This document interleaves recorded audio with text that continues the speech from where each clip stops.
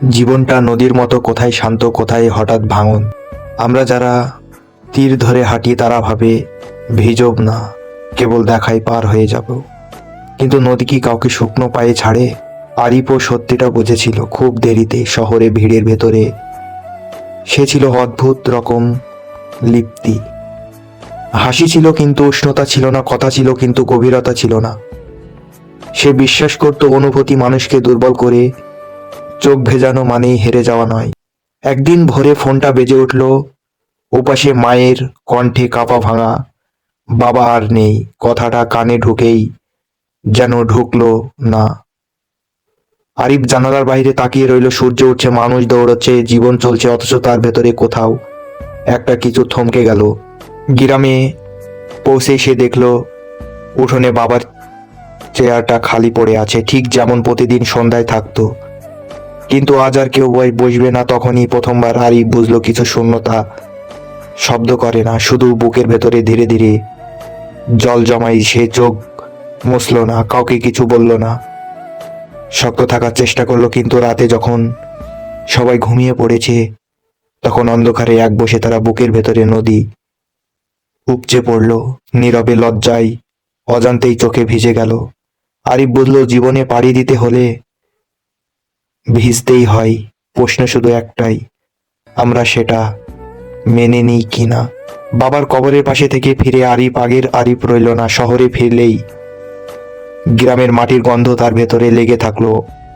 অফিসে ফাইলের পর ফাইল খুলে বসে থাকতে সে কিন্তু অক্ষরগুলো যেন চোখের সামনে ভেসে উঠত, বাবার মুখ হয়।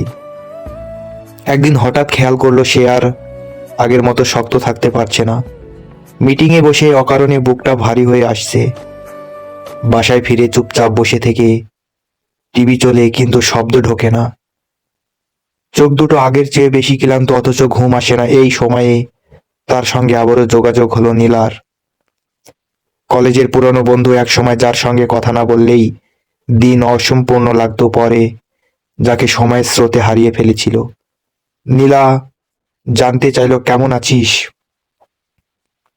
এই সহজ প্রশ্নটা যেন আরিফের বুকের ভেতরে জমে থাকা সব বাধায় প্রথম ফাটল ধরলো। সে বলল, না, অনেক কিছু, শুধু বলল ভালো থাকার চেষ্টা করেছি। তারা কফি শপে দেখে করলো। শহরের কোলাহলের মাঝখানে নীলার চোখে ছিল অদ্ভুত এক শান্তি। নীলা কথা বলছিল আর আরিফ শুনছিল। এই প্রথম কারোর সামনে নিজেকে প্রমাণ করার চেষ্টা ছাড়া। হঠাৎ নীলা বলল, তুই জানিস, কষ্ট চেপে রাখলে সেটা কমে না, বরং ভারী হয়। আরিফ কিছু বলল না, শুধু জানালার বাইরে তাকিয়ে থাকলো। বৃষ্টি নামছে, ফটোগুলো কাজ বেরিয়ে নামছিল। ধীরে ধীরে সেই বুঝতে পারলো এই শহরে নদী আছে, শুধু তার নাম বৃষ্টি। সেই দিনই বাসায় ফিরে আরিফ ডায়েরির প্রথম পাতায় লিখল, আজ আমি স্বীকার করলাম আমি দুর্বল, আর সেই দুর্বলতায় হয়তো আমি মানুষ।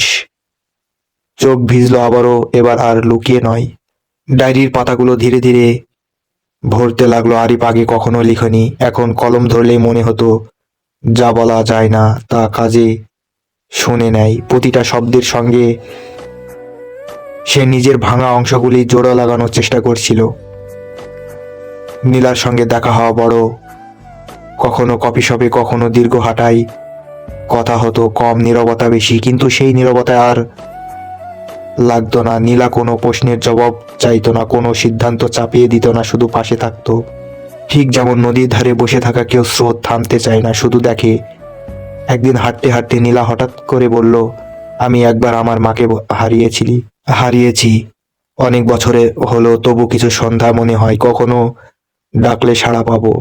আরিফ থমকে গেল। এই প্রথম সে বুঝলো সে একা নয়। কষ্টের ভাষা আলাদা হলেও ব্যথার গভীরতা প্রায় একই। সেদিন সে নিজেই বলল বাবার কথা, কষ্ট কাঁপছিল, বাক্য ভাঙা ছিল। কিন্তু সে গলা ধরে এলো। নীলা কিছু বলল না, শুধু ধীরে করে তার দিকে তাকিয়েছিল। সেই দৃষ্টিতে ছিল না কারণা, ছিল বোঝাপড়া। রাতে আরিফ বুঝলো ভাঙা জিনিস লুকিয়ে রাখলে পচে যায়, আর আলোয় আনলে ধীরে ধীরে শুকায়। সেই জানালার পাশে দাঁড়িয়ে ভাবলো, জীবন আসলে কষ্টহীন হওয়ার প্রতিযোগিতা নয়, জীবন হলো কষ্টকে ব্যয় নিয়ে সামনে হাঁটার সাহস। বৃষ্টির শব্দে শহর ভিজছিল আরিফের চোখে। এবার আর তার আপত্তি নেই।